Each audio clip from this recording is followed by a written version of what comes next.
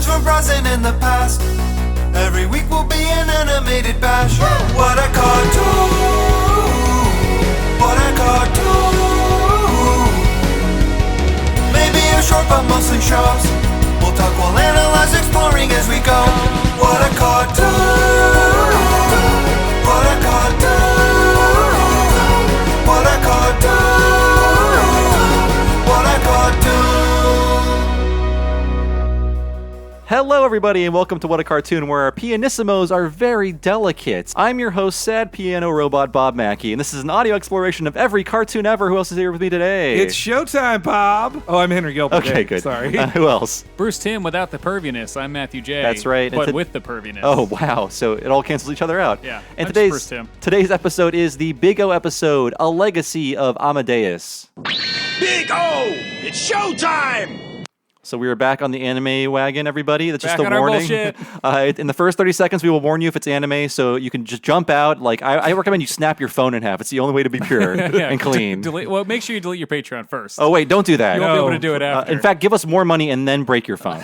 That's how it works. But I mean, this is Adult Swim anime, Cartoon Network anime, so Toonami. doesn't get grandfathered in just a little bit, listeners. It really is, just like Cowboy Bebop, which we did. It is a very Western take from anime. It has a lot in common with Cowboy Bebop. Oh, yes, it does, yeah. including the animation studio. But first of all, let's talk about the Big O. It was a 13-episode series that is most famous for running on first Toonami and then Adult Swim. It is a story that is very Batman-like. But before we get into the logistics and the explanation of this anime, where did you guys first encounter it? And I think we all have the same story. Is it all Adult Swim? Actually, no. Or all Toonami? I did get the I'm not trying to win the race of saying who bought a DVD first, but I definitely, for the same reason I watched Fooly Cooly, I was just looking anywhere on anime websites that if something said this anime is like Cowboy Bebop, I bought it, and I got like. It was early in my DVD ownership, and I got not fan subs, but subtitled DVDs from overseas to watch it before it ever got even dubbed officially. You are the first, I think, Henry. Yeah, for me it was Toonami. I didn't actually watch it all on Toonami because I was like, I want to wait for the DVDs. So it aired on Toonami in April of 2001, and then the DVDs came out like later that summer. So it was like a real exclusive for Toonami, a Cartoon Network's programming block. Yeah, when I was a kid, I was like of the watching Cartoon Network all day long, all the time age. They played the show a lot, and it's like it was around. This was one of the shows they played like in between Dragon Ball and Sailor Moon reruns. And I remember, even though it was only 13 episodes, and I now know it's super episodic, but as a kid, I had already gotten that stupid sickness that I hate, that I think infects too many people, that I was like, no, I got to watch the first episode. Like, I kept missing it. So I didn't see it that much on Cartoon Network, but I watched a little bit because all my friends loved it. And then when the season 2 came out, I think that was by the point where I was like, not watching TV as much, and that passed over me completely. I missed a lot of that, and I have the Blu-rays now. The Blu-rays are really good, except mine has a huge flaw in the second disc, which is unplayable. So that could be just a rare freak accident. Come on, Sentai Filmworks. Yeah, they would not offer me a replacement disc. So they wouldn't. No, it's past the warranty. This entire podcast is about my grievance with is it Sentai? I thought it was Sentai Filmworks. Yes. Hey, we all make mistakes. So I got to say, it's funny watching this as an adult to know this was a hit on the kids programming block, because the Big O, for as cool and Batman-like as it is, it's a very slow, ponderous, but in a good way, melancholy, talky show with like 2 minutes of really great action at the very end that is always going to be there. So watching this as an adult, I'm like, this is a very adult show. It's so slowly paced. Yeah. Like, how could kids love it? It's so weird. I mean, the episodes go by super fast, but it's like a lot of investigation, a lot of dialogue, a lot of just like not a lot of action, I would say, throughout the episodes. It all sort of builds to the end. So let's get into the history of the show. We can explain why it takes this format and why maybe it wasn't as popular in Japan as it was here. So it ran for 13 total episodes. This is the first season. We'll talk about the second season soon. So the first season ran from October 13th, 1999 to January 19th, 2000 on the Wow Wow satellite channel. So Cowboy Bebop ran there as well. And reading more about this, I saw that it is a pay-per-view service. So presumably people were paying per episode or paying to watch the series as like an a la carte thing. Is that like to get around the NHK or something like that? I think maybe it was just to fund higher profile projects and more expensive projects. That's an it's an interesting way that we got these more avant-garde shows that probably couldn't be sold as easily to just a straightforward TV network in Japan instead. Like this is that you need more hooks for merchandise than these shows have. Not that Bebop and Big O don't have merch capabilities, but not as much. Yeah, especially with a show that is as Western looking as this. I feel like in a way, like anime alienates some people here for how it looks, and in a way, our animation alienates people over there for how it looks because we are used to certain norms, that come with the medium. Cheap garbage. What's that? Cheap garbage. Cheap garbage? Mainly, yeah. Ours or theirs? Ours. Okay, yes. For the most part. I bet a lot of stuff from us, like, if it makes it over there, they look at it and go, like, wait, what? I prefer the original English dub of Cat Dog. Yes. Flintstones was only good when it was subbed in Japan. Although today on Twitter I saw a Japanese version of the Beverly Hillbillies opening theme. So they did dub that in Japanese, which has got to be crazy. Well, did you see that viral thing from a few months ago where it was a Japan Cartoon Network ident where it was George Jetson eating at a sit-down ramen shop? No. And then all the other characters come up. So George Jetson is eating ramen in the typical anime way it's animated. And then he looks up to the TV and sees the Flintstones. And then Fred jumps out of the TV and starts eating ramen with him. And then a bunch of other Hanna-Barbera characters show up. And it was funny because people were like, these characters as anime is crazy. And then somebody else said, like, Japanese studios animated most of the stuff you watched in the 90s, so it's not that weird. Yeah, I mean, they're familiar with that. So as we said, this aired on TV first. It aired on TV here in April of 2001 on the Toonami Midnight Run block, which I guess was them sort of aging up their audience a bit. So it's like pre-Adult Swim. Yeah, if you can stay up this late, then you're ready for the real shit. Yeah, they would really promote like the unedited cut of Gundam Wing Endless Waltz, like that kind of stuff. Or they would show like weird stuff. Like I actually recently downloaded an entire Midnight Run block that was all of the Gorillaz videos at the time and all the Daft Punk videos at the time. I do remember that. You're right, Matthew. This is pre-Adult Swim. Adult Swim was September of 2001, maybe late August, and this is April. So they're getting ready for that move to a different audience or an expanded audience. Yeah, September 01. A lot of nothing else happened that month. Oh yeah, Aqua Teen Hunger Force. What a day! I'll never forget that animated series. But Big O found a good niche in America with what it had, which though is just sad that by the time it got a chance to get more popular in the U.S. on Toonami, it had long since been canceled, ignominiously by the Japanese owners. Surprisingly, it aired in America a year after it ended, only a year after it ended in Japan, which at that point was like not... It was kind of unusual for something to take that little time to come here. Now we have like simul dubs and simul subs and things like that. But in the past, you would wait 5 years for the Evangelion movie to come over here in a way you could buy it. A year is a pretty speedy localization in the year 2000 for sure. Yes. This is definitely like on the heels of like a lot of voice actors that are in this are people who were very big at the time. Oh yeah, like your Steve Blooms and such. I just watched the two. Shin Megami Tensei OVAs, and one of them it's the second one that came out, it came out in like 2003. It came out like 98 Japan, but then 2003 here, and it's just all the Cowboy Bebop guys. Like it's clearly like, what else can we put all these people into? No more Bryan Cranston. He was on Malcolm in the Middle. They're all in the same room together, so why not just record them? Yeah. We'll talk more about the dub in a bit, but I want to go more into the production of the show. So it was produced by Sunrise, who made, as we said before, Cowboy Bebop. So a lot of big, like high-profile 90s shows that cost a lot of money, like Cowboy Bebop, Outlaw Star, Escaflowne, and basically every Gundam thing since the beginning of time. Sunrise is like the Gundam company, the company that animates Gundam. That's what they are. That's what they do, and that's why they around. They still doing it. They still make animation. Yeah. And was Bones a spinoff of Sunrise or something? Yes, Bones is a lot of the key Cowboy Bebop folks who left Sunrise to start a new studio. But they're still credited. Sunrise is still credited for Cowboy Bebop. Yeah, it was Sunrise that made it.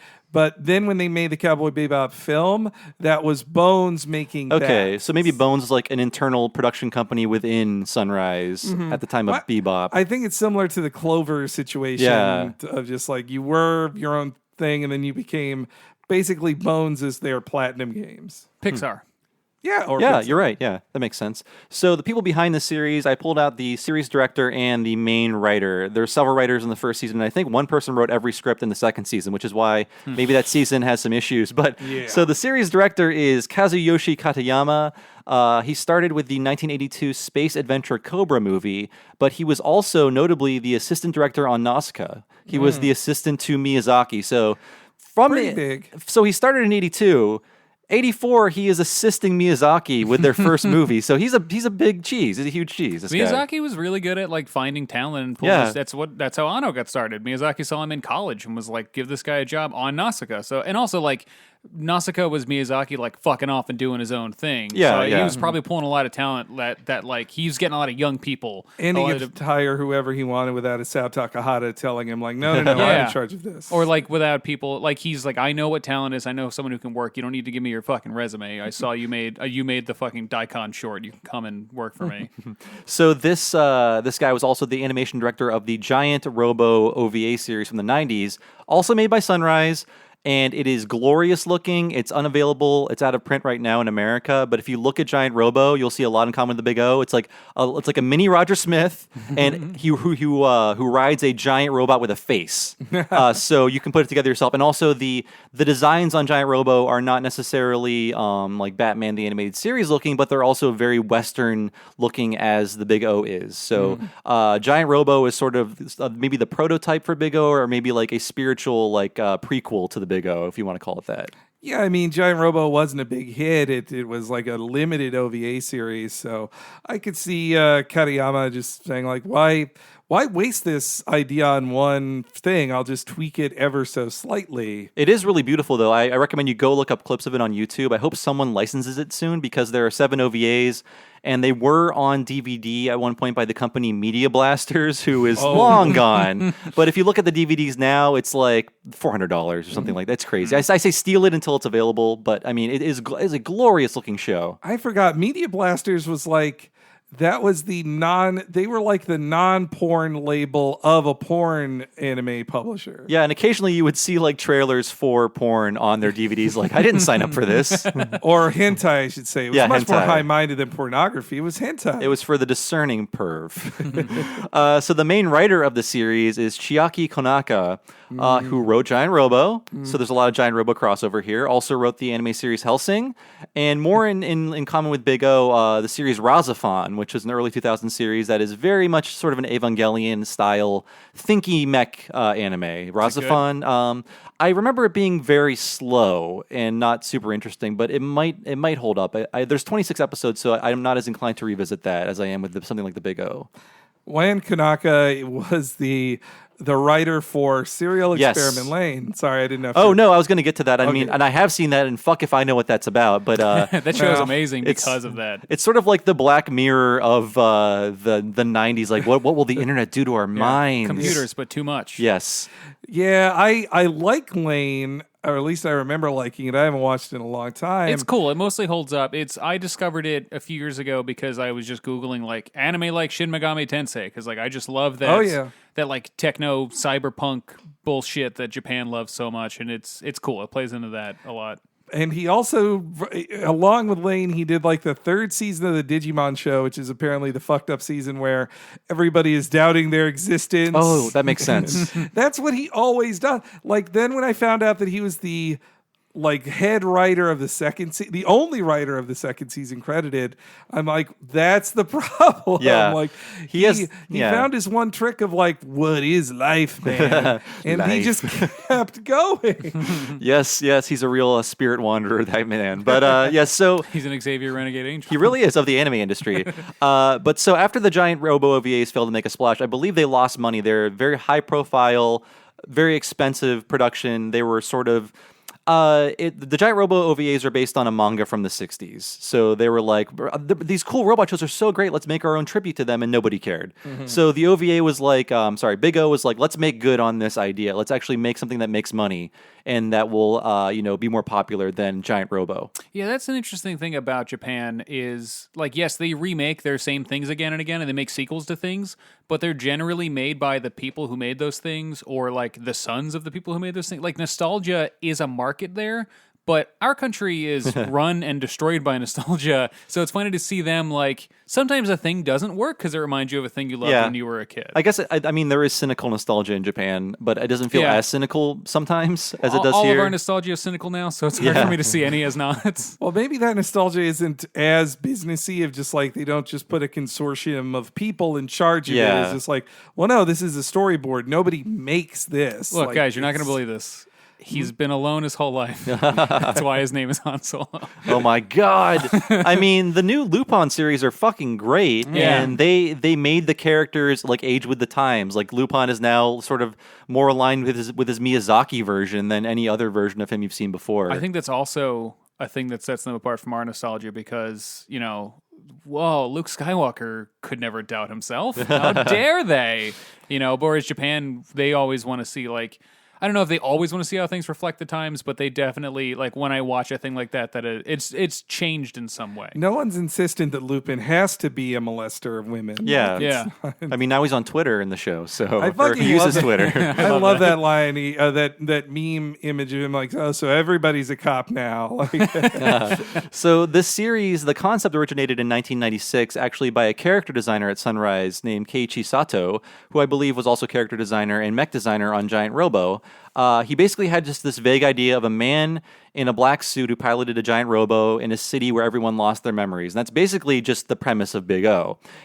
So he worked with Katayama throughout the years to make a pitch to Sunrise and to pitch to Bandai, who I guess is funding Sunrise's stuff. And they were basically like, listen, this sounds weird, but we will make so many robots you can turn into toys. So this is sort of why in every episode of this show, in the first season at least, every episode ends with a different robot fight, a different gloriously animated robot fight. Even though it doesn't seem like the episode is heading in that direction, it will always end with the robot fight. And he's always surprised. Yes, he's always yes. like, what? It's a giant robot? It's very formulaic. It's the one thing that hurt it in me rewatching, where I'm just like, you could delete these robot fights and just have a dramatic confrontation without a robot around, and it would be functionally the same. They look so good, though. They're really cool robots, and the fights are cool. But it also the height of contrivance is how he constantly gets out Megaduce. It's like, oh man, that train goes everywhere it possibly can. Sometimes it just like appears out of the water. To Big O. Yes, it's the problem of like the Power Rangers. We're like, why don't you just start as the Megazord? Just step on whoever's there because they're gonna get big. But that's the thing is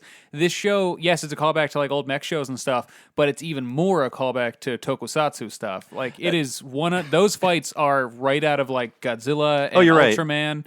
I love it. If you're thinking of those like Power Ranger-y shows like the Big O, it's like, yes, every episode will end with a battle, they even with a move new in enemy. The same way. Yeah. Like, it looks just like those fights. Yeah, that's what I love about this series. Upon rewatching it, is that when you watch these robot battles, you're not just watching like humans with robot parts glued to them. It's just like, no, these are giant, bulky things. Big O can only do 5 different things. He will do all of them in different fights, but like they're not like jumping around like crazy. They're just huge things that like destroy the city just by moving through it. I definitely thought of that during the end of the 5th episode. So I have at this point only seen these first 6 episodes. So the episode we'll be talking about is the most recent one I saw.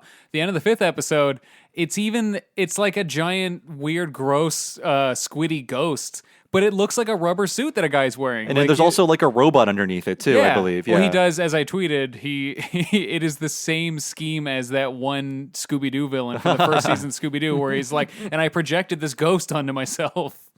There are some Scooby-Doo plots in the Big O, but so upon going into this again, I'm like, oh yeah, of course, this is the Batman the Animated Series inspired show because Sunrise, they worked on some Batman shows, some Batman episodes, and of course people in Japan know about Batman, but I'm sure while working on Batman, they're like, oh, this is cool, we should do something like Batman at Sunrise. But really, like Matthew picked up on it before I can mention it, is the tokusatsu? How do you say? Tokusatsu. You can just say toku.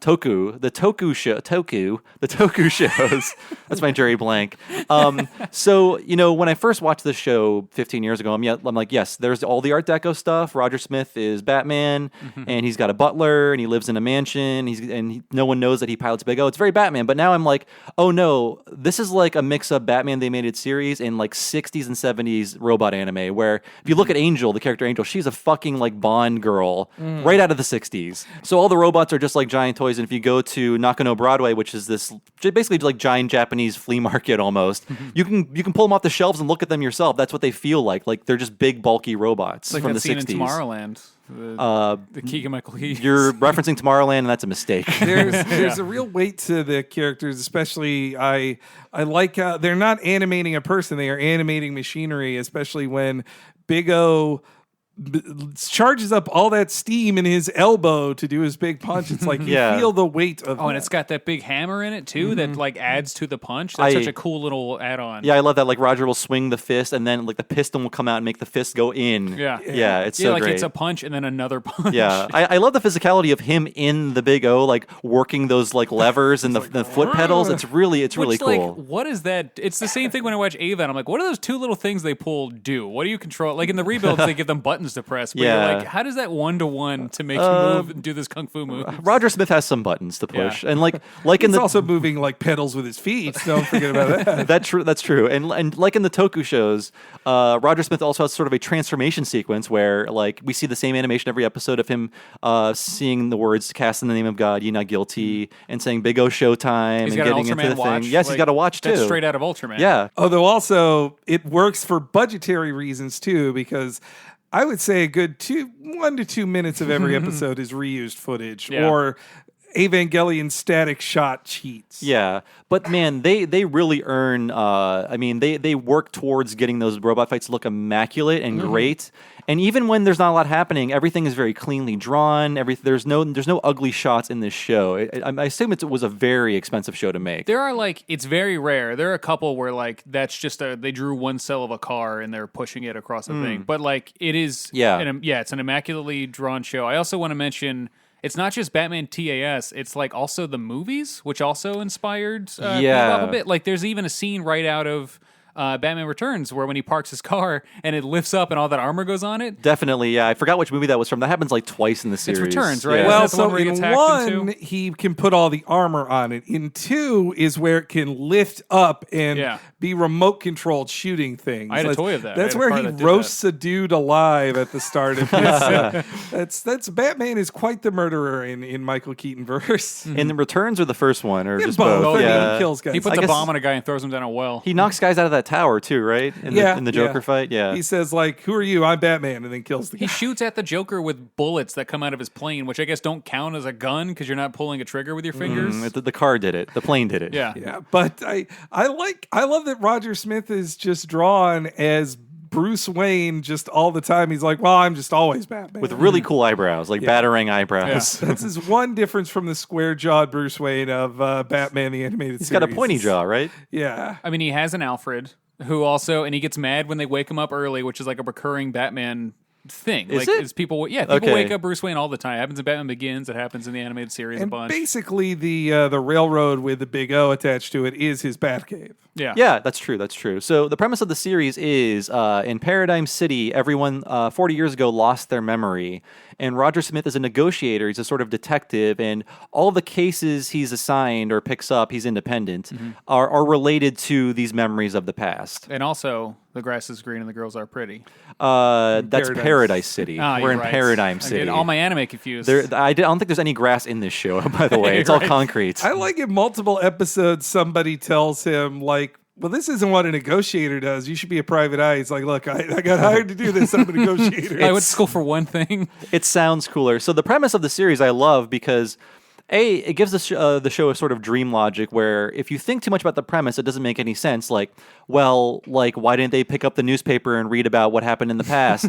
How much of the memories did they lose? Did they have to learn how to walk and talk again and feed themselves? Did they just forget about who they were and what their jobs were and things like that? When they have a power station, do they walk into it and I don't know how to do any of this stuff? They have no movies. If you go into the logistics of this memory loss, it's like it doesn't make any sense. But I like the idea because there's is a sort of dream logic to everything happening where you just have to buy into it. Like, yes, of course, people are living with this tragedy and trying to overcome it and trying to remember who they are. I like in the 5th episode, the thought dead police officer, he even says, like, I don't remember how I got that robot. I just was controlling it. And so Yes. it's just like...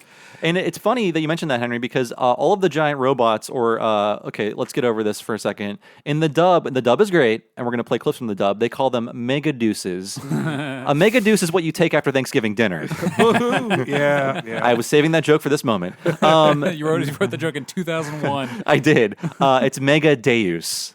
Deus, like Deus Ex Machina. They go to a bar in this called Amadeus. I get it now. Yeah, that doesn't track at all. Mega Deuce. The dub is a little spotty. Some people are great. Some people, like the old man in this episode, are like, "What are you doing with that robot?" If you go into the sub though, into the Japanese track, the villains are very much like I'm a villain in the show. Yeah. I'm going to get you. Yes, Which is also a Toku thing. Yeah, they're very much like those stock villains. Some of them are a little deeper than the guy in this one. But I really love the story. But yes, so the Mega Deuses, they're all tied to people who have memories of the past. And in this show, memories are quantified as a resource. Like it's weird. Like in this one episode, they're like, "Oh, there's so many memories down there. We got to get all the memories." Like memories are like bricks or something. I don't know. They're just quantified in a strange way. Like but diamonds. yeah, midichlorians. But even like hand waves it in one episode. He says like, "Oh, only old people care about that." Like he's like, "We've all given up. We don't give a shit."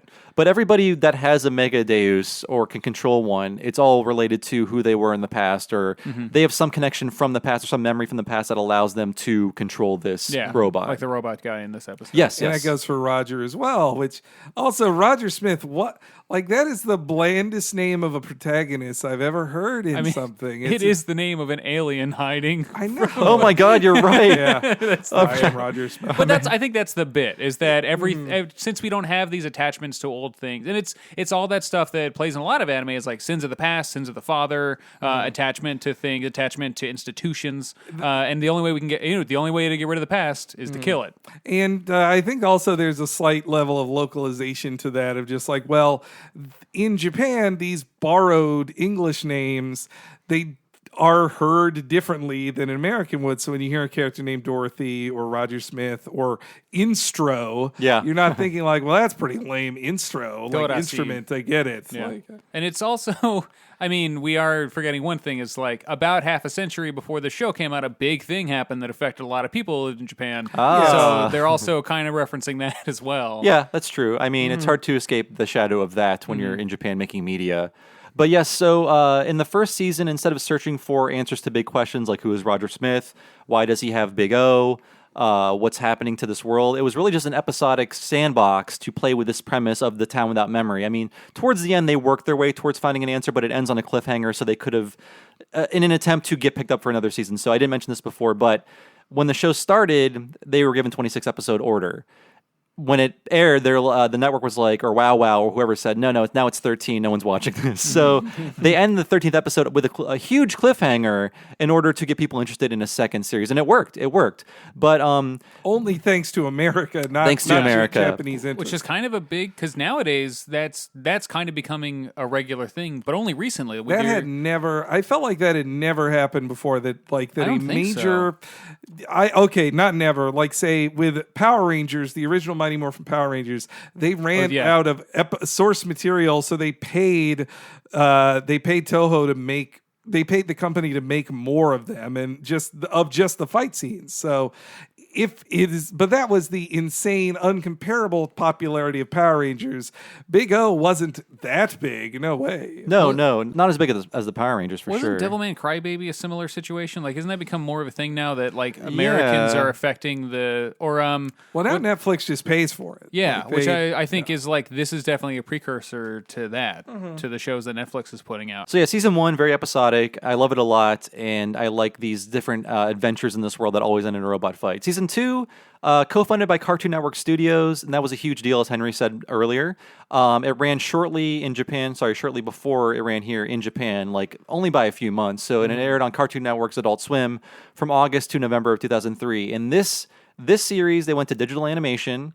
But they also were much more focused on answers, like finding answers to the questions of the series, which I felt was, I mean, when you raise questions, you need to answer them, but the answers, I don't think anyone was satisfied by the ending of the Big O. By the way, spoilers, it was all simulation.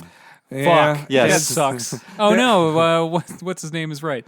That was because Xavier was right. It was all Konaka. That's him all over. It's always like, well, it's always a simulation. It's just like, no, it's not always. Can it not be a simulation once, please? Yeah, and you know what? Me saying that does not ruin anything for you. You can still watch all the second season. It's just like a bummer ending out of nowhere that. I'm still gonna watch it, even though it's Elon Musk bullshit. But yes, I disagree. I think you don't have to answer every question. That's also why I love Ava so much. Is like they don't answer jack shit most of the time, and I can bring that to myself. I even like that about this show, where when it's like so stark and they give you so little to hang on to besides like long vistas in the dark.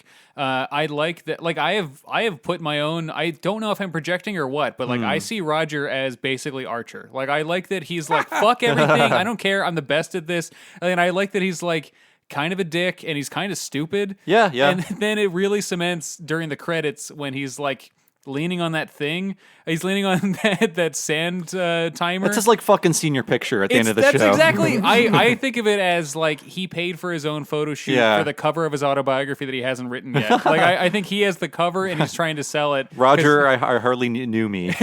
Yeah, like the big my life inside a giant robot or something like it's such a funny, stupid looking image that I could totally. I laugh at that every Archer. time. It's hilarious. I think it's unintentionally hilarious. And that the what's the robot girl's name? I forget. Dorothy. Yeah. That Dorothy is also doing it is clearly like he was like, no, stand like this. Like she's a robot. She does not stand that way. But I think ultimately the second season had more of a focus on answers, and I agree with you, Matthew, that you shouldn't have to answer all the questions. I like when there's ambiguity, but I think an American audience is less tolerant of ambiguity. It could be a cultural thing, but they want concrete answers to things that are happening in the show. His name is Solo. Yes, because he was alone. He drinks out of red cups only.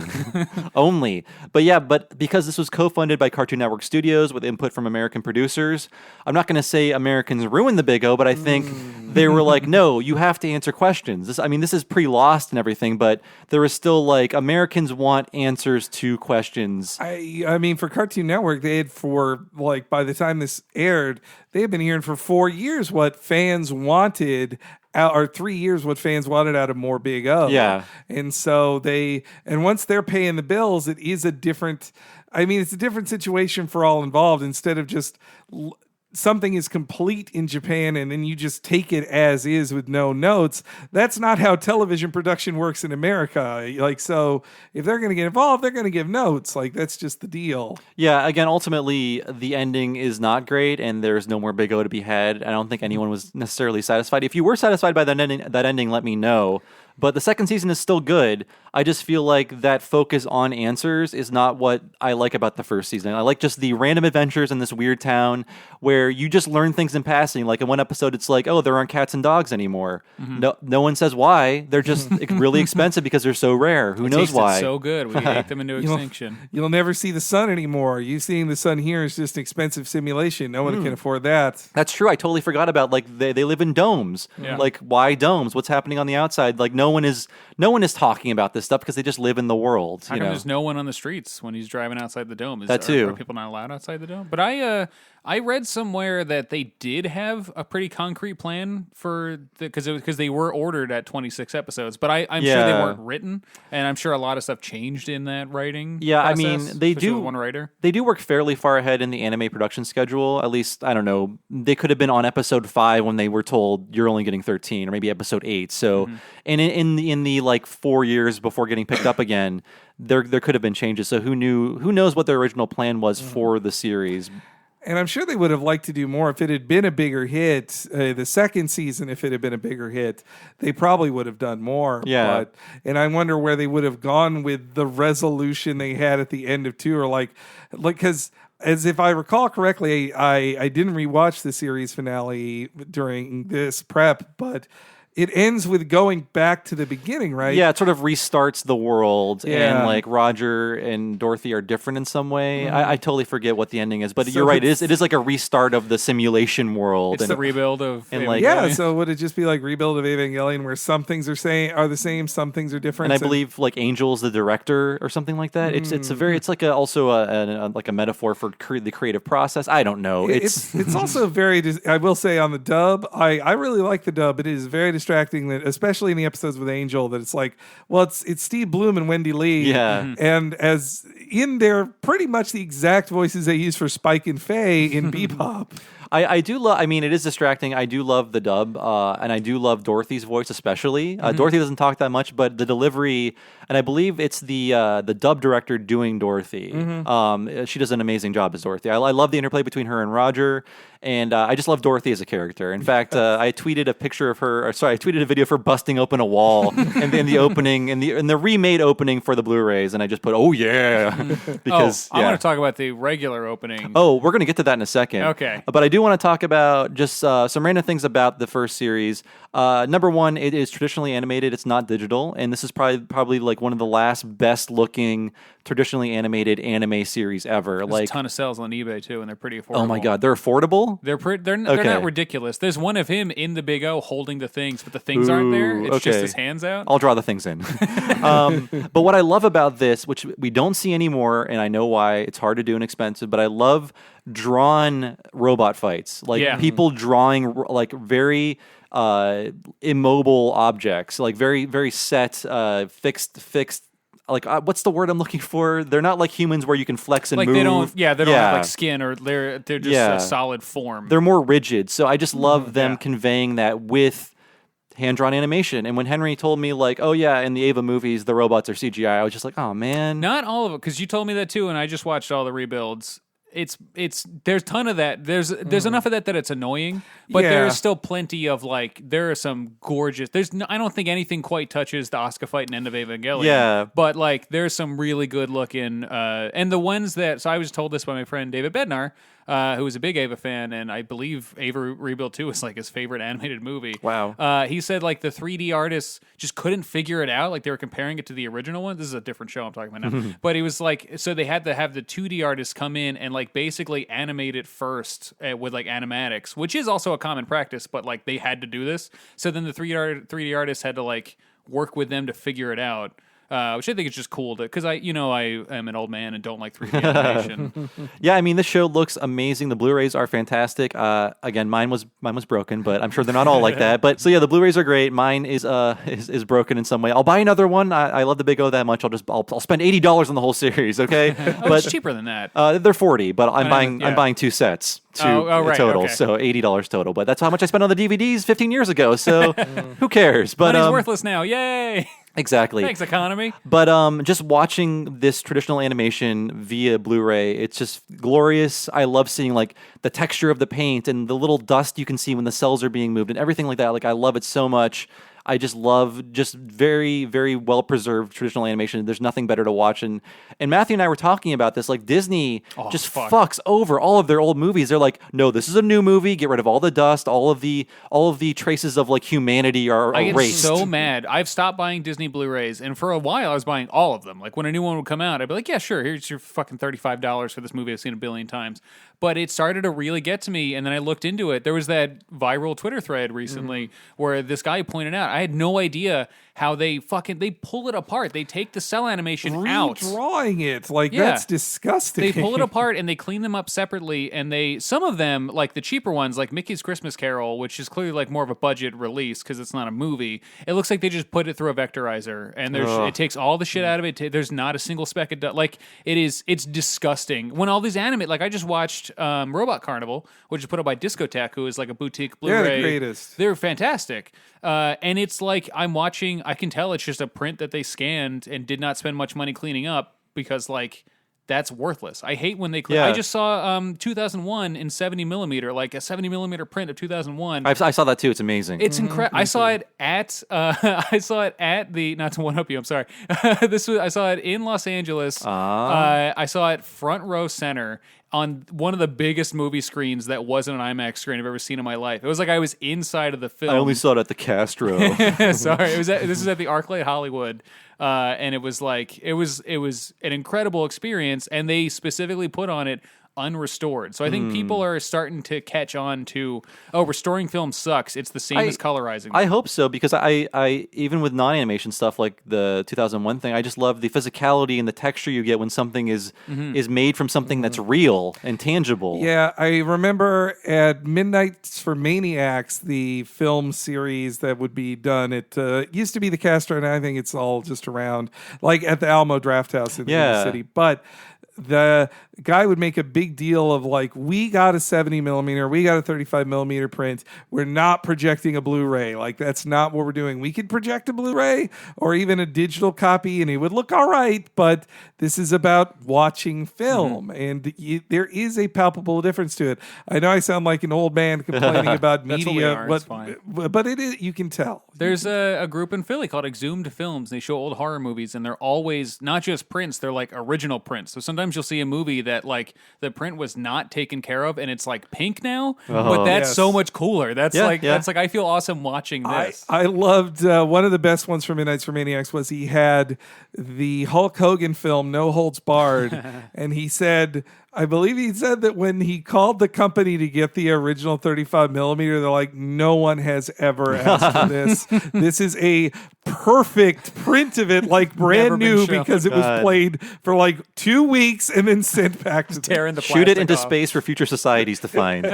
So yes, the Blu-rays are great. Only $40 for 26 episodes, and it looks so good, guys. But last thing I want to get to is the opening theme. Not on the Blu-rays. I guess there could have been a rights issue, or they didn't want to spend money on it. But it's not great. It doesn't matter. The first theme is bad, and the opening is actually not that good. I mean, they're doing a throwback to like Bond stuff, but it looks so cheap. It looks like a fucking teenager made it in Premiere. Yeah, it looks like shit. Like dragging around Roger shapes and stuff like that. It does feel like that they had their budget cut when it was time to animate the opening, and they're like, oh, well, crap. Just move we've got these designs, just move them across the screen. And there's like a weird, like whatever that background is the same background. They just keep changing the color overlay of it. It's like lava or water or something. It's like an Earthbound battle is happening on your TV screen. But I do want to play the original theme and the theme that it is just ripped off completely from. And I think that's why it's no longer available. It has to be. I'm laughing at how bad this opening looks. I want to get to the chorus. It's great.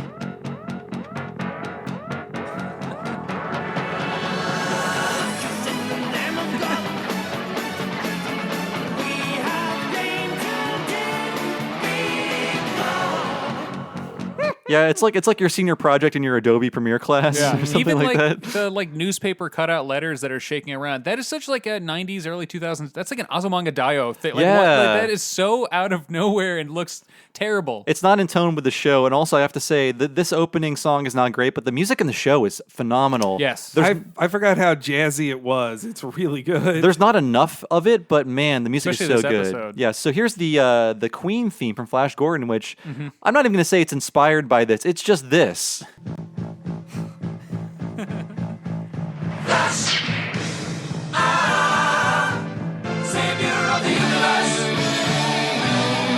That's all you need to hear, really. I mean, come on. Like, what were you thinking, guys? I haven't heard Queen that ripped off since Vanilla Ice. Ooh.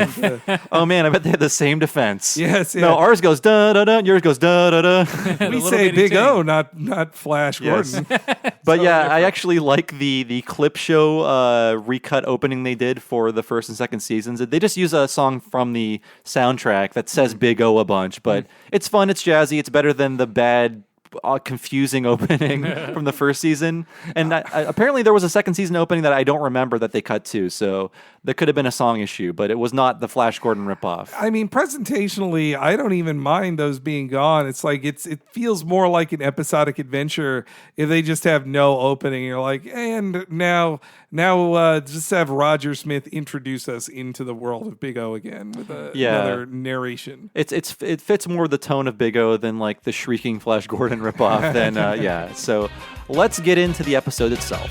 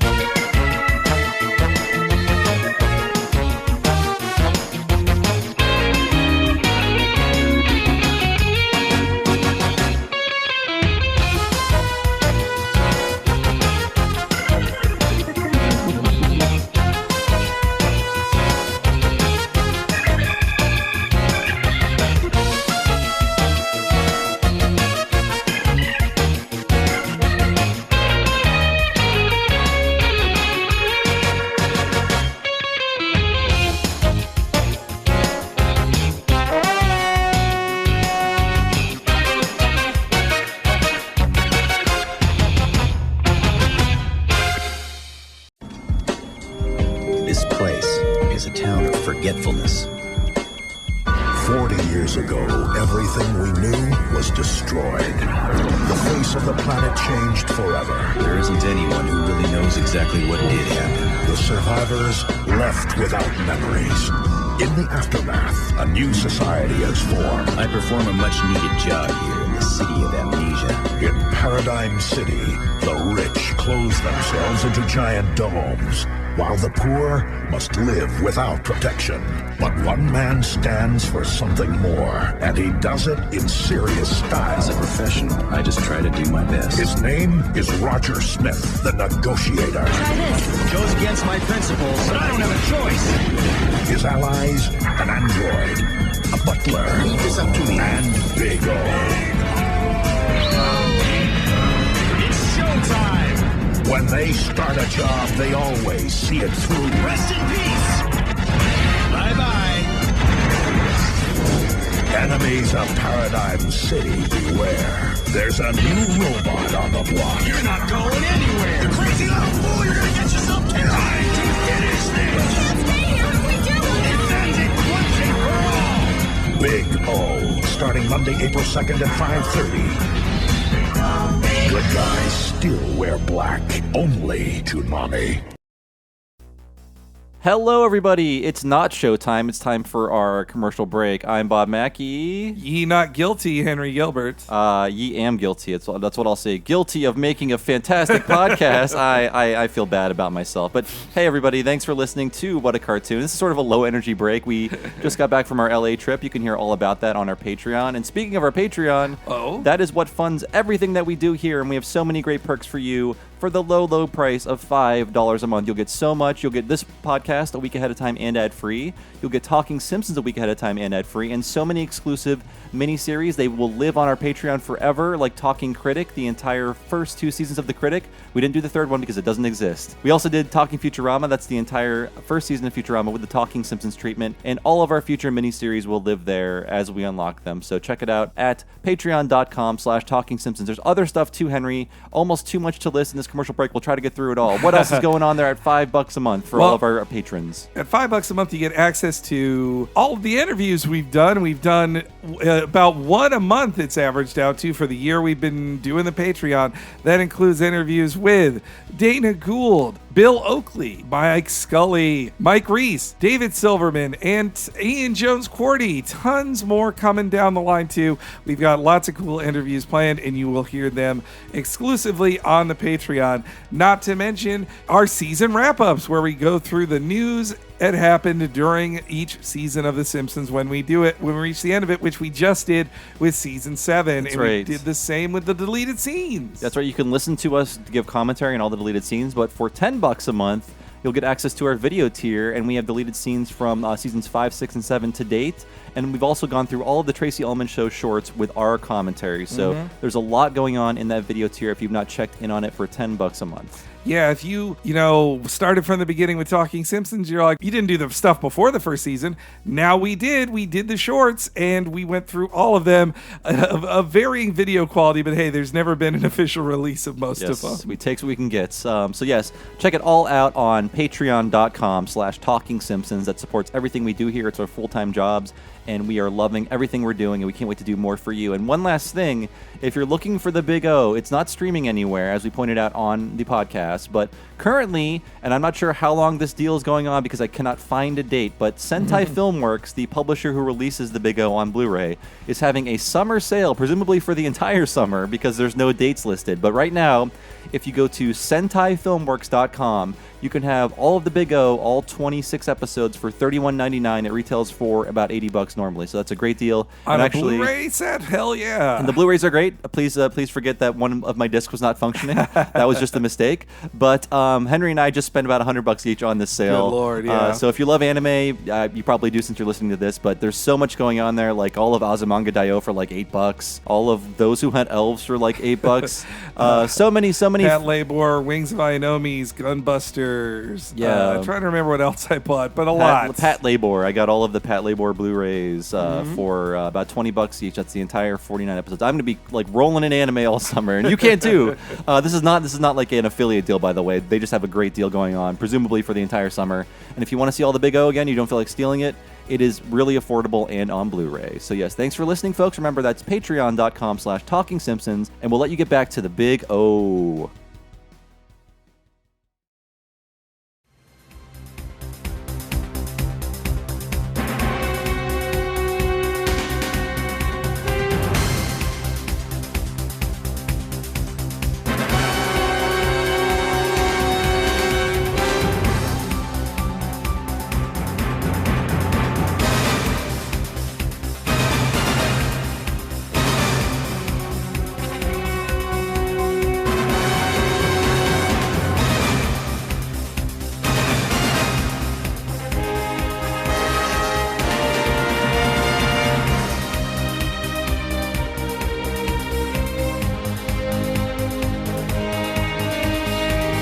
So today's episode is A Legacy of Amadeus, the 6th episode of The Big O, and it was such a hit with kids because this entire show is all about robots learning how to play piano. That's why the kids loved it on Toonami. They went from fighting Vegeta to a sad robot playing a piano. And a common thing throughout the series is that in the first 2 episodes, Roger's helping Dorothy, an android, and at the end of the second episode, she decides to live with him. So she's sort of like the live-in android, not a butler, not a maid, just sort of a sidekick, I guess. But it doesn't have to feed her or anything, so like she costs nothing. So she doesn't have to do anything. She's there to learn their human ways. But one of the things she does is when Roger sleeps in past noon, she'll play the piano to wake him up because he's a louse and he sleeps in a lot. Yeah, that's been established in another episode. So after being woken up for the second time in the series, Roger decides to take her on a field trip.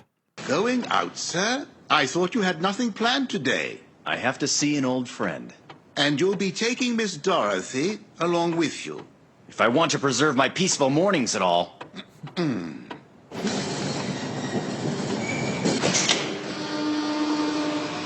it's a very Batmobile-like shot as he just tears ass out of the Roger cave and just like pushes cars off the road to get to this piano lesson. Yeah, he's like swerving her. They're the biggest lanes in the world, so he's got some space to do it. Well, but his he's car like is like a double people. car. Like it's a giant car. Yeah.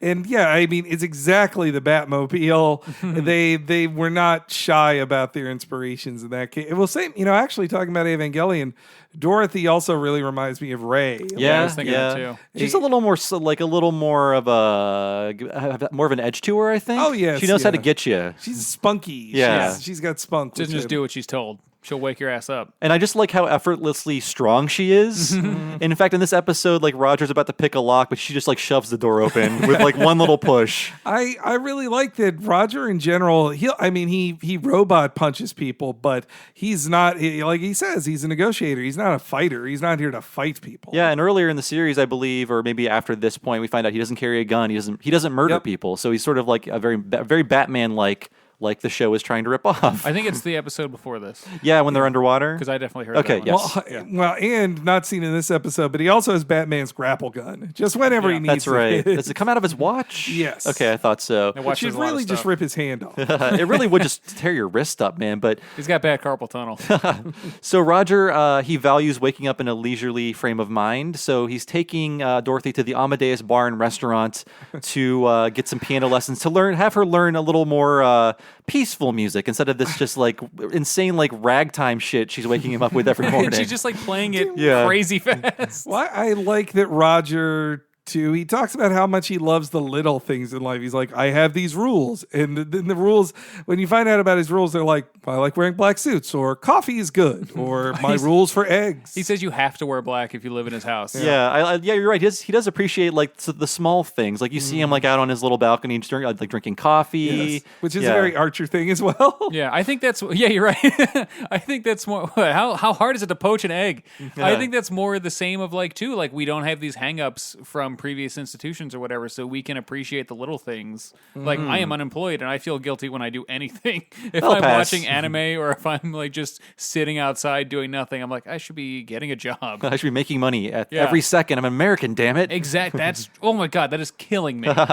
We're all poisoned. I also like the right before they go into the Batmobile sequence, they cut from Dorothy being told about how she's a robot to Norman turning a clock key, which is just like, it's a wind up clock. It's the same kind of like, oh, you're this is also a robot. It's a machine. Okay, yeah. There's a lot of focus on clocks and time in the series, and like Roger's office is full of hourglasses, and there's lots of like grandfather clocks in the house. So it's a motif that goes all throughout the show. I think that's also such a basic B thing. It's like, you tell he's like, I'm so deep. Look at all these clocks I have. I don't look at them. I have so many hourglasses. Yeah, that's like... Want to come back and see my hourglass collection? You ever look at the blog McMansion Hell? Oh no! I heartily recommend this blog to everyone. It's just this woman who like knows a lot about houses and housing design and architecture and stuff. Just gets like rich people's McMansions, like those photos they take of them to put on the internet, and just says how much they cost, where they are in the country. And just makes fun of the shit out of them, and always points out like the decorations they have. It's like it comes from nowhere. You don't love this thing. You don't love these columns. They don't remind you of something you enjoy. Roger is way too classy for a McMansion though. Yeah. So they get to the Amadeus bar, and before opening the door, Dorothy's like, he's not playing accurately enough. And Roger's like, no, his music has more heart. And then they walk into the bar. You see all these people like relaxing and enjoying the music. And we finally meet the piano-playing robot, Instro. It's perfectly tuned, and there's not a speck of dust on it. That hasn't changed either. No. It belonged to my father, Amadeus. Amadeus? That's the name of this establishment. That's right. My father built and owned this place. He left the piano to me. Instro here is an android. He was created by his father, a brilliant scientist named Amadeus. He was a man who adored the piano. Father would often mention to me how much he enjoyed my music. Nothing in the world gave me more happiness than seeing my father's face as he listened to me play. So previously we learned in the series that Dorothy is a recreation of a living girl who presumably died, and she was created to perform as the girl did, as a singer. And so her father could watch his dead child in some way. So she's connecting with Instro in this way, and that Instro is also like sort of a surrogate for a living person who's sort of fulfilling that person's role. Oh, it's a real stark difference with how Instro acts to Dorothy. Dorothy is much more of your standard, like, I am a robot. I like almost like the Small Wonder Girl. while meanwhile, Instro is like, why, yes, my father created me this way. I really love playing music. And again, like knowing this is a hit on Toonami, I'm like, it's about. I love watching this show, but I'm like, it's a robot talking about his connection to his piano. This was after like Yu Yu Hakusho or something. Like, what's happening? I like that a lot too, because that is also like. He was a robot who's created to do something, and it's about him. Yes, he's a very human robot, so he gets to actually not be reprogrammed, but to learn the lesson of like, yes, I am not just made to do something. I am a living thing, and I have a thing. I have my own thoughts and my own wants and my own needs, and I don't need to just do what I was created to do. And he's got a passion for music. He's really into the piano. And so after Dorothy learns a bit from Instro, we meet Mr. Giseng, who is the obvious villain of this episode. Cackling the second he appears like, oh, hello. I love this guy, by the way. I love his design. He is one of the most like Batman dudes in this. Like, he looks just like multiple characters who are in Batman. He's sort of like a Mad Hatter style villain. But let's hear him. Her fortissimo is forceful, and her pianissimo is very delicate. She has impeccable pedal control. She's an accomplished pianist. I see no reason for her to take lessons from me. I was hoping that you could possibly give her some pointers on the way to approach the piano. Again with your demanding requests. A beautiful performance as always, Instro. Huh? I'm sorry. I simply assumed. Mr. Giseng. Tell me, are you still not interested in fulfilling your late father's legacy, Instro? Forgive me, Mr. Giseng, but I'm right in the middle of this young lady's lesson. Today's, I see. I'll come some other time, then. I'm terribly sorry. Don't worry. I'll be back. So he's already very sinister, and throughout this conversation, like Roger and him, like sort of lock eyes for a second. They both sort of like sneered, like squint at each other. I also like right before he arrives in that conversation about what he wants him to train, what he wants Instro to train Dorothy in. He gives him a wink, which is just like, this is a very, camaraderie style conversation between him and Instro. Like Instro is human as far as the world is concerned. Yeah. And it's like, you could think that Roger has a disdain for robots or has no feelings about robots, but then they go to this bar, it's like, oh no, this is my friend. Like he comes in and is just like, hi, I'm your friend Roger. I'm gonna have a drink here. You can tell he just sees people as people. Yeah. And will judge you based on everything about yourself, not based on what you are. Though he's also not into Dorothy being so alien and be like, how do you not know this? Yeah. It's a donut. I think he's like, I know robots who act human. Here's one of the good robots. Act like this guy. She is like in his house without permission. I think that's also part of it. He's like, just fucking leave me alone. She's just like, I live here now, and I guess I'll wear black if it makes you happy. So Roger checks in with Dan Dotson, who is his former lieutenant. He was once a cop for Paradigm. And they have this fun relationship where, so Roger gets information from this guy at the bar called Big Ear. And that's where they also reuse a lot of animation because there's no moving lips. And also he gets information from Dan, sort of reluctantly. Dan gives him information, but mostly Roger's like snooping around his files and stuff like that. That's also a classic noir thing of like, you're a PI now, you're not on my payroll anymore, but I know you'll solve this case when we can't because you don't have to worry about red tape. That's also a Batman Gordon thing too. Oh, you're right. I mean, we didn't even mention, Batman is noir, but we did not mention film noir, which this series is just like super covered in film noir stuff. Big time, especially like 60. It's like around when Japan was making a lot of movies, but also like they didn't have the resources to make a lot of stuff, so that's when they first start getting a lot of American stuff, and they fall in love with the stuff we make, and we also influence them a lot, and you get stuff like Ozu coming out of that. Or another of my favorite Japanese noirs is Kurosawa's Stray Dog. Like that is such a good. If you guys haven't seen it, it is so good. It's on the Criterion Collection, so you know it must be good. That's all you need to. Yeah, no, it's a real Commissioner Gordon type thing, though. I do like that Dotson hates him because he's mad at him because he's like, hey, why'd you quit the force? He's like, because the cops are venal and incredibly corrupt. I don't want to be part of it anymore. And during this conversation he's having with Dan, we cut back to Dorothy, and she's playing the piano, and we're seeing her sort of understand music more, and she's telling Norman, Instro's piano is tuned much better.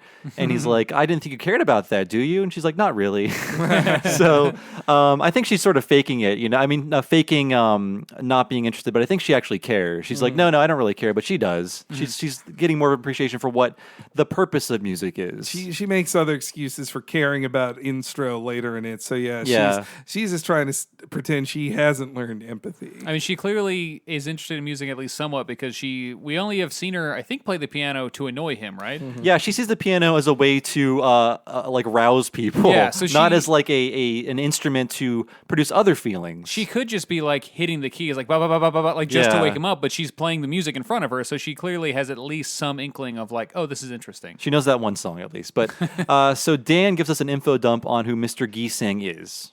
You knew that Amadeus met his fate in a lab accident, right? Yeah. Well, Giseng was there too, but he survived.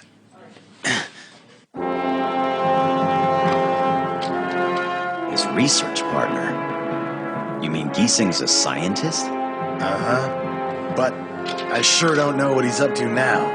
After the accident, all the funding for the work the two of them had been doing was cut off by Paradigm. Paradigm was bankrolling them? So yes, Giseng and Amadeus were once partners. Amadeus died, And because of Amadeus' death, Paradigm cut funding from whatever their project was. That's what was revealed there. This also feels very Batman the Animated Series plot. Also in how episodic it is. And this is the point in a, say, Heart of Ice, which we did on What a Cartoon, of just like, this is the middle of the episode where you find their origin story and about how it was a science experiment gone wrong. And when they don't tell you what the experiment is and you watch Big O, you're like, oh, it's a robot. It's got to be a giant robot. They were wronged by capitalism. That's pretty every much. Batman villain. Oh, Paradigm is the most evil because they're the only business in the entire city. So yeah, it's like if we lived. Well, we do live in Amazon City, but it's like if we lived in Amazon City. Well, this is also Google and Twitter cities. Yeah, right. yeah. We have three lords fighting over us. There's a bunch of stupid garbage destroying our city. Again, because of that second disc issue, I can only watch the first 9 for this, but they don't really go into Paradigm City and what it is and who runs it until much later in season 1. I think not even towards the end do they even bring up who like Alex Rosewater is and people like that, like the big guns. We find out that Angel is like working undercover to find out more about Paradigm City, but like they don't go, here are the big wheels of Paradigm City and here's what they do to us. It's just like, no, we just live here and they control us. She is a real Fujiko type. She's definitely Fujiko, yeah. Yeah. But I also like when they introduce his the evil German's sound wand. Yeah, it really fits with the theming of this episode too. Of like, well, he's a pianist with sound, and now his attacks are sound based. Yeah, it's like sound can soothe you, wake you up, or kill you in this episode. Yeah, he's like a wizard. He's like a science wizard. He's like waving his big stick around. He's got a fun little sound wand. So Roger and Dorothy return to Amadeus, the restaurant, and it's locked, it's never closed at this time of the day. So Roger gets out his lockpick, and before he can even use it, Dorothy just shoves the door in. And they find out that Instro is not there, and there's a giant mysterious hole blown into the wall for some reason. And we learn from this, we cut back to Roger's conversation with Dan. We learn a little bit more about what happened. A haywire phonosonic machine caused the accident? Right.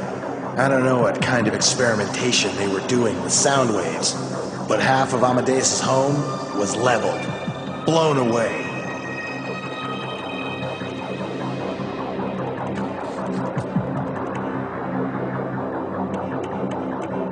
That's weird. No debris anywhere.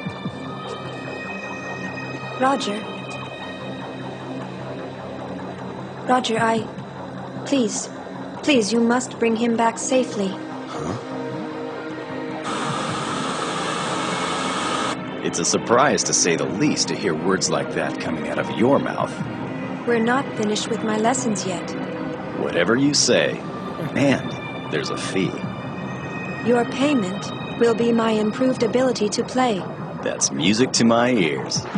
That's great. I love the moments in the show where you see some sort of sentimentality from Dorothy, some like sort of human feelings. It's very nice. Yeah, and I don't want to say everything reminds me of Batman, but that does feel like the Batmobile conversations between Robin and Batman as well. Just like, well, why are we going here? Because of this. And then a clever line to close out the scene in the Batmobile. He's the goddamn Batman. That's the most clever line of all. No, I had to laugh by the third time they flash back to the info dump with Dotson, though, because I'm just like, come on, like how many more? Yeah. Every time they're like, that Roger looks at something like, I don't know this information. And then he remembers, oh, wait, he told me everything. Could it be the one new character they introduced for the series who's obviously evil?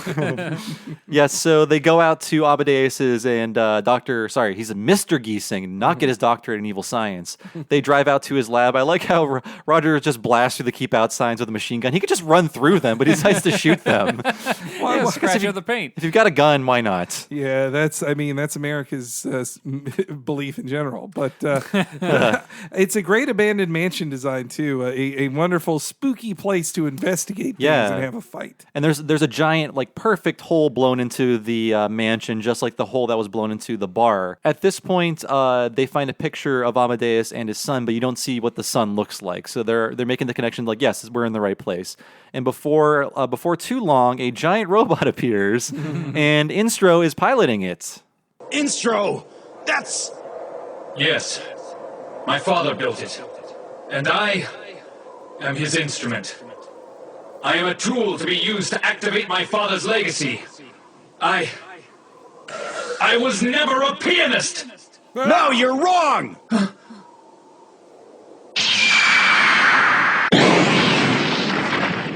Instro, just what do you think you're doing? So that's the phonosonic machine, huh? Instro! It's up to you now to carry out your late father's wishes. Your father's wishes? I learned that my father was a scientist who had been abandoned by Paradigm. He built this robot, Constance, for the purpose of seeking revenge. Therefore, they did away with him. Like I said before, once Amadeus was out of the picture, Paradigm cut off the cash flow. He was gone. Instro, it wasn't your father who was abandoned by Paradigm. It was the man who ended Amadeus's life. Isn't that right, Giseng?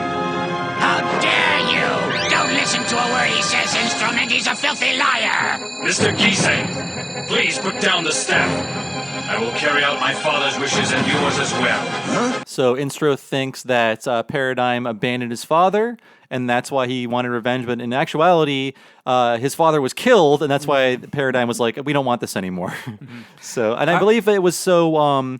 was this for Giseng to get access to this robot? Like, what is Giseng's intent here? Well, he wants to definitely kill Paradigm and also just control a giant robot. Yeah, like, I mean, who doesn't? He's a mean guy who, having a giant robot under his command, like, it won't end with Paradigm destroying them. Like, it just is the beginning there. Though, if you own a giant robot in this city, you shouldn't be surprised when Big O shows up. Yeah. You shouldn't be like, what the? It's Megaduce. It's a 100% Especially rate. when 5 other giant robots have been destroyed up to this point. Yeah. It's like, Last you're 2 weeks. next. Yeah. I like the design of Constance. yeah. It's like very like instrument. Like it almost looks like bagpipes plus an organ. Plus, I love when the window opens up and it's that like it's like a mouth. It's like an eye or so. Yeah, the cockpit opening.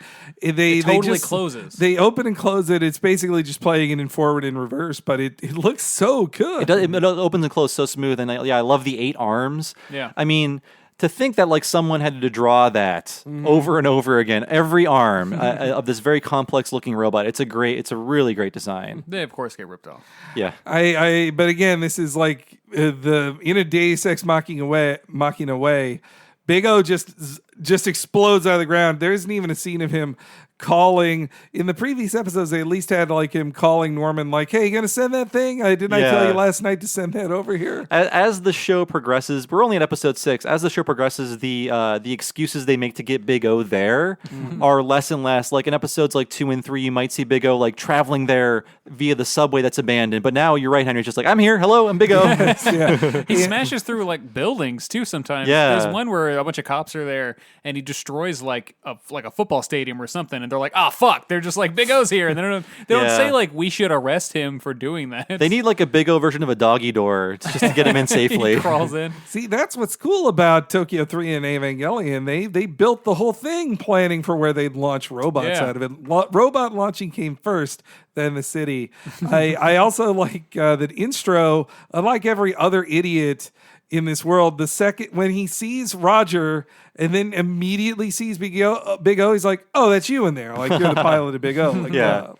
But unfortunately, so this is when Instro starts activating that supersonic sound thingy, and nothing. Such a cool fight. It's a really cool fight because like nothing Big O can do can penetrate it. I think Roger fires so Big O has he can punch, he has like chest missiles, and he has a head laser, and that's basically all of Big O's attacks, right? Yeah. And none of that stuff works. Oh, he does have his belt meringue as well. Yeah, you're right. I forgot about that. When I was watching this alone in my apartment, when he punched it and hits that sound wall and it stops, I said out loud to myself, "An AT field." It really does. Loser. It really does feel like an AT field with the way the fight goes. Like when they fire that positron gun at the Angel and it just bounces off or whatever. Like that's what it feels like. It's such a powerful sound field. It can block lasers. It's like, no, these lasers can't get through my sound. Anyone within 1,000 miles is deaf now. Yeah, The entire, I guess they're in the domes. That scientist on the ground should just be on the ground, just with holding his hands over his bleeding ears. This is a mistake. Bad plan. Why did I do this? So Roger looks like he's fucked, but Dorothy starts playing Chopin's Raindrops, and she creates a diversion. Instro, don't miss your chance. Finish him off now.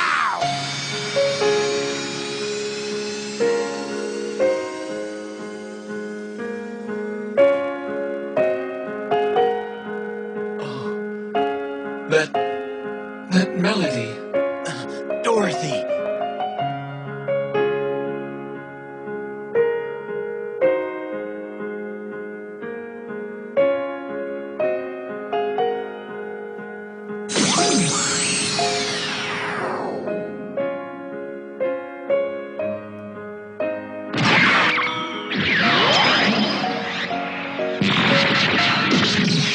Dorothy! We made a contract, and I'll fulfill it no matter what! Even the sound effects are so like 60s anime. That's why I love yeah.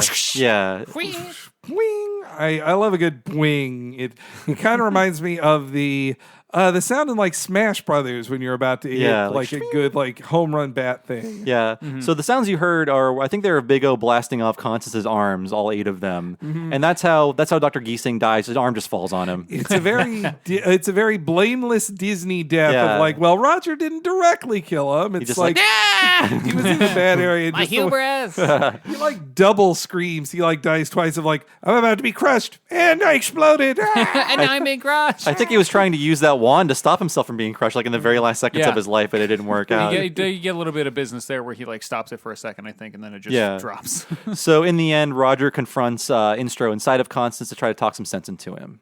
Instro, come out of there. That's not where you belong.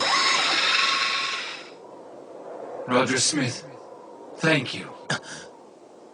I'm grateful to you for destroying Constance. I didn't want to seek revenge on anyone. That never mattered to me. I'm disturbed and saddened by the fact that my father's legacy was a weapon. But Instro, you're Amadeus's legacy. You are a pianist. That changes nothing. Therefore,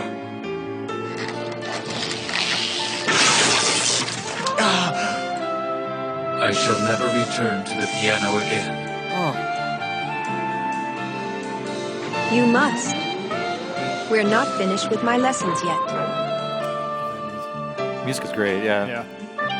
So Instro rips his own hands off inside of the Constance machine. He's sort of playing it like a piano, like his hands are in 2 like little sockets. It's so hard. I thought I had forgotten the ending of this. I thought it was going to be even more tragic of just like, no, I don't deserve hands anymore. I'm a monster. Yeah. And that would just be the end of it. Again, I mean, I know Batman is a very smart show for kids, but I'm watching this and again I'm thinking like, how did kids enjoy this? This robot is like mutilating himself because he's sad about the piano.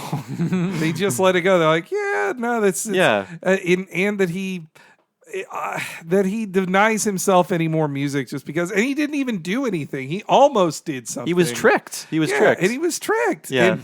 And he thinks, I also just love too that I like how Roger expresses to him like, no, your dad didn't want you to kill people. He wanted you to play music. He made you for music. Remember? Remember? How do you think you can actually do this? Like, this is why you were here, to play this music. And just the multiple arguments they have of him saying like, I am not a pianist. He's like, no, you're a pianist. It's like a 12-inch pianist. Yeah, I love it. I love Instro's voice in this show as well. I feel like it's another. It's sort of like Dorothy and Instro have their own takes on what being a robot is. Like, Instro is very elegant and very like composed, and Dorothy's like a little cold. Like, I like how there are different versions of the robot voice in the show. His design too is fantastic. It's also very like 60s, 70s heavy metal magazine kind of look. I was thinking it's more sort of Art Deco-ish, and his head looks like a microphone, like an old-timey microphone. Oh yeah, you're right. That's so cool. Yeah. I like the little hint of a nose in it too. Yeah, that looks cool. Like, because it's just like the eye sockets go backward, and that just leaves a nose on it. And does he? I forget if he has a mouth or not. Does he have a moving mouth? I think he has like a bender mouth. It's more like a Batman mask slit. Okay, yeah, like a tiny little. Oh slit. yeah, it's got like a little C-3PO kind of hole in his face. It's also, we've seen so few robots in this world that you could assume that, are they all like Dorothy, humanoid robots who basically look like people? And then you see Instro, you're like, no, they can look very much like an oldie time automaton and yet be more sophisticated than Dorothy is, in at least emotionally speaking. So thankfully the epilogue is a bit happier than that bring down scene of him ripping his own hands off. And we cut to Roger sleeping peacefully in bed past 1 p.m. as Raindrops is playing. Like I said, awakening in a serene atmosphere means a lot to me. and these past few days I've roused in this blissful manner. Unfortunately, no one other than Amadeus could repair the intricate circuitry in Instro's fingers. But Instro has the memories of a pianist, and that's what's important. Thank you again, Roger Smith. The old me hadn't appreciated how utterly enjoyable it was to practice the piano. You were right. This is my father's true legacy. And I also like how the show, again, it's about like memories are the most important thing in this world. And it's like, it doesn't matter if you mangled yourself, you have the memories, and memories are what's important. And I love in the scene, it's very cute. As Instro's playing, Dorothy is like keeping time behind him, like with her finger. It's very, very cute. Yeah, I like how much she's enjoying being the instructor now. She's like, no, now I'm teaching you. Finally, the teacher has become the taught. We'll get to that soon. But so this episode ends on a fun note. Let's hear it. Back to the status quo for Roger and Dorothy.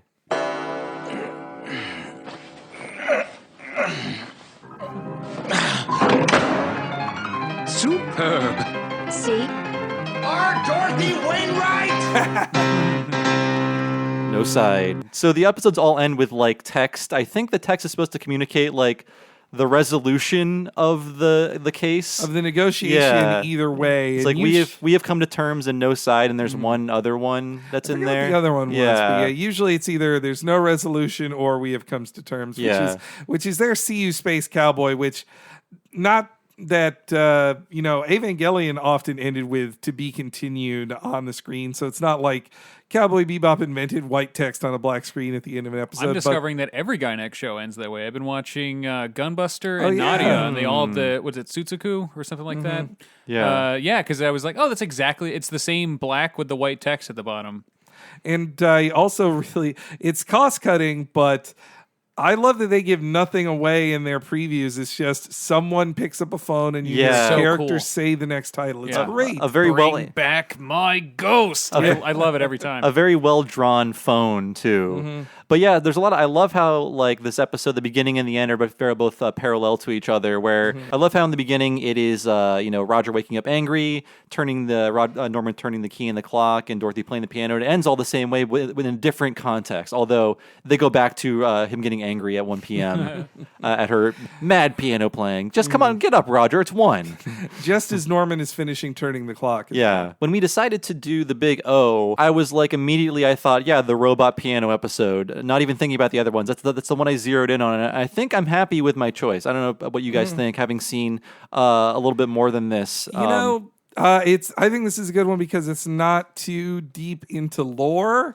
Or, I mean, almost any of the season 2 ones is a little too dense to do in a one-off. Yeah. And, I think this is one of my favorites. I think I might, just because it's even more like an episode of Batman the Animated Series, but the one before this. Does that Bring Back My Ghost? Yeah, Bring Back My Ghost. I really love that one. It's also very good. Just the kind of round, nice boy who's just control. Maybe I'm projecting a bit on there, but I like that one. It also has mom stuff in it, which always gets me. That mom is nice. Of the ones I've watched, this one is my favorite, I think. Okay. I really liked it, and I'm really enjoying this show, and I was very surprised by, because I watched 6 episodes now, and all the lore so far has just been like, we lost our memories like 40 years ago, and don't worry about it, old people care about it. So I was going to ask if they get into that at all, but it sounds like, they answer all the questions, but I don't need that.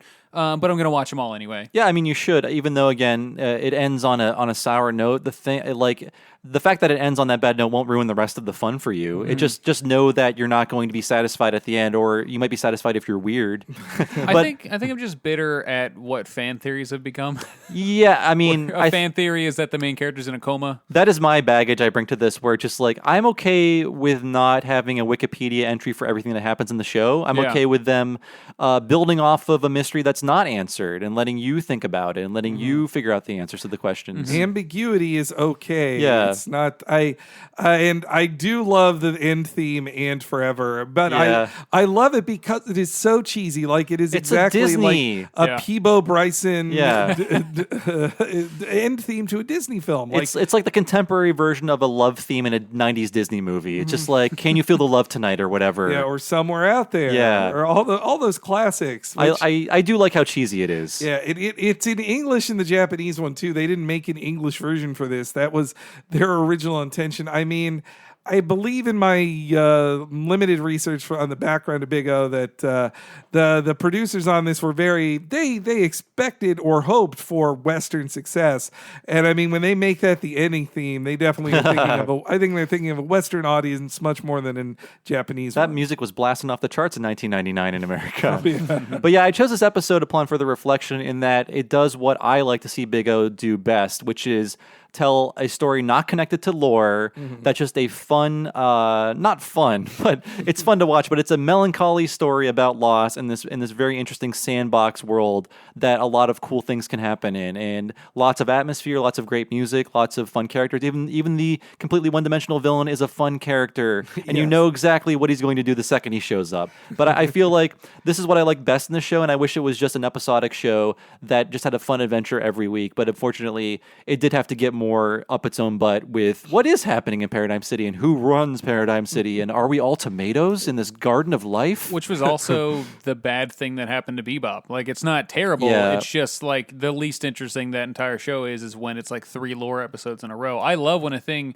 I think my perfect, like my platonic, this is how anime should be for my brain, is when it's episodic with a little lore sprinkled in. Like the X-Files. Yeah. Like when the X-Files was like, no, we're going to find out what happened to Mulder's sister again. I'm like, oh, fuck I off. mean, Bebop does this in a way where you find out things where Bebop is very episodic, but it's also like, oh yeah, the moon exploded. Yeah. And you'll see hints of what that affected throughout the series, but it's not like, how did the moon explode? Let's investigate this in 5 episodes, you know? The only real lore comes in when they finally decide, like, we're going to end this show. Yeah, we want to end this now. But that's what I mean. And the Big O's the same way. Like the last 2 episodes of the season are very much like, okay, guys, let's stop being episodic. Let's fucking figure shit out and get people interested in the potential second season of the show. Yeah, and who knows if we'll ever get a 3rd season of it. I feel like the ship has sailed on that Big O. Yeah, but it's been a long time. It was a once in a lifetime thing that they got a 2nd season in America, and I'm glad things like it started a trend that unfortunately took too long to pick back up again. So only recently we've seen Netflix fund anime and Amazon fund anime, I believe Hulu as well, and things like Cartoon Network funding Fully Cooley too, progressive and alternative. So it's still happening, and I'm glad. It was sort of a fun test case that they realized, like, oh no, we can do this. We can fund anime. Oh, and the show I was trying to think of earlier that is a Netflix show right now is Violet Evergarden. Okay, yeah. Which I heartily recommend, and I think fans of this show will enjoy it. So I just want to mention Interesting. that. I'll check it out. Thank you for listening to What a Cartoon. We'll tell you more about us in a second. But first, Matthew, you're a special guest. Where are you? How can we support you? And what do you do? Hey, I make a show on YouTube called Cartoons 101 where I talk about old cartoons all the time, including anime and stuff. But I talk about anime even more on my Patreon at patreon.com/cartoons101, where you get a podcast every week. We recently, I believe by the time this comes out, we'll have wrapped up the show that I made called Conversation Genesis Evangelion, going through all. That's why I can't stop talking about that show. I'm obsessed with it right now. With a series of guests, including you guys, including Kat Bailey, including Tristan Cooper from Dorkly, a bunch of cool guys from the One Piece podcast. I had people come on and talk about every episode of that show with me up into end of Evangelion. We haven't gone past that, so at some point I'll do the rebuilds or something. But right now I'm switching over to Satoshi Conversations. One of the absolute masters of the medium of animation, Satoshi Kon, even though he made 4 movies and one 13-episode TV show. He was a jerk and he had to die. He had to die at, 54 or something like that? Way too young. Way too young. Made some of the best things in the world. He made, Paprika, Perfect Blue. And check that out, patreon.com/cartoons101. You get a bunch of other cool stuff too, but for $5 you get the podcast every week. And I've also interviewed people like Bill Oakley, former showrunner of The Simpsons. I've interviewed Scott Gardner. I hope by this point I'll have an interview with Evan Dorkin up, 90s comic extraordinaire, current comic extraordinaire. One of the guys who built what Underground Comics is in America. He's a hero of mine. Excellent. Looking forward to that. I support Matthew. I recommend you do it too. A lot of great podcasts. I love your Bill Oakley interview. Thank you. A lot Also, of fun information. check out my Rabbit channel. I've been airing a lot of old anime for people. They're going to lock you up. Yeah, they're going to lock me up for this weird website that is strangely legal, I guess. Not anymore. Not anymore, eh? Yeah. Thanks for listening, folks. As for us, we are supported by the Talking Simpsons Patreon. And if you go to patreon.com/Talking Simpsons, you can find out all the cool stuff we've done over there. Tons of bonus podcasts, over 100 at this point.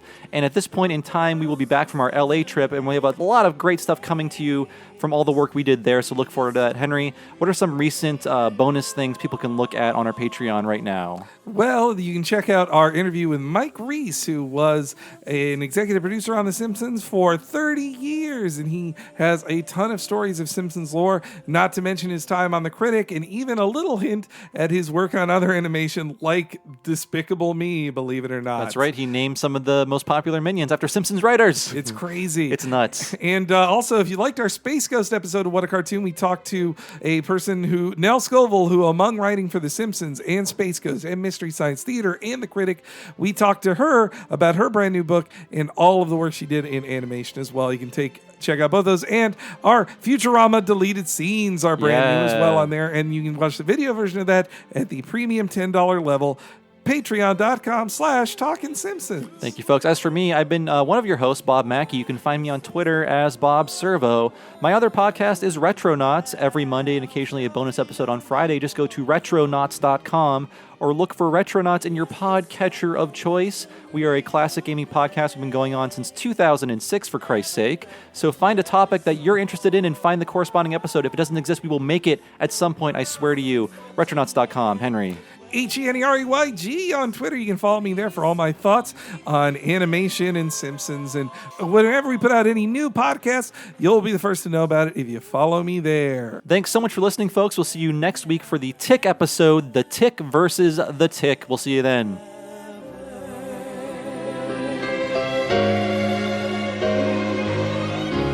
Never felt that love is so right. The world seems such an empty place. We need someone we could give her all. Baby, it's you. We'll be together now and forever.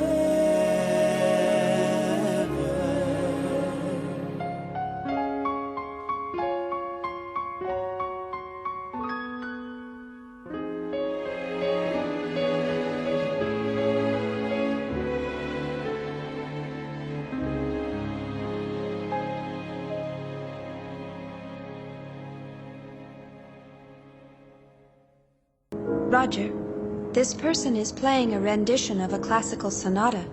However... Yes, I know what you're going to say.